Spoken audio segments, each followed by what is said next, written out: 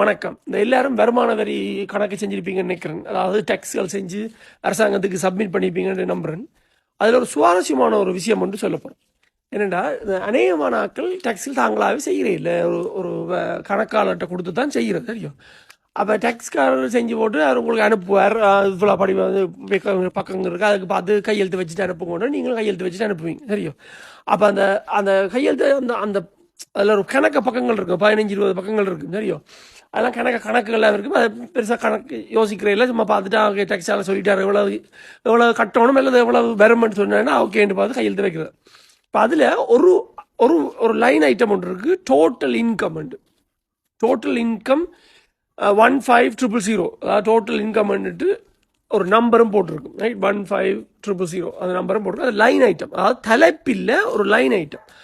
அந்த அதில் எவ்வளவு காசு போட்டிருக்குன்னு பாருங்க. இதுதான் உங்களோட போன வருஷத்து மொத்த வருமானம், எல்லாம் சேர்த்து வந்த காசு, உங்களுக்கு வந்த காசு.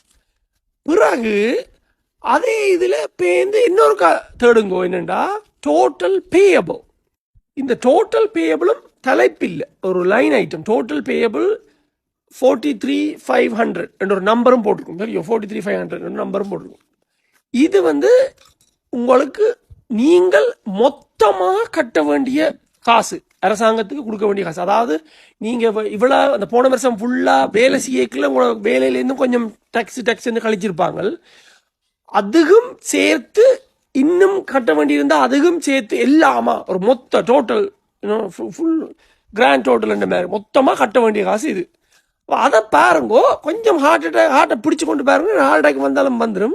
ஏன்னா அவ்வளோ காசு நீங்கள் வெறியாக கட்டியிருப்பீங்க தெரியும்.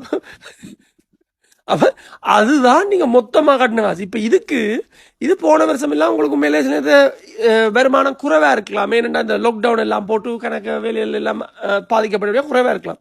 அப்போ நீங்கள் இதுக்கு இந்த கோவிட் துவங்கக்கு முதல்ல 2020 டேக்ஸ் எடுத்து பார்த்தீங்கன்னா உங்களுக்கு தெரியும் அப்போ இவ்வளோ வரி கட்டினீங்களேன்ட்டு தெரியும். உங்களை பார்த்தீங்கன்னா உண்மையிலே தெரியும். அது ஒரு இன்ஃபர்மேஷனுக்காக சொல்கிறேன். நன்றி, வணக்கம்.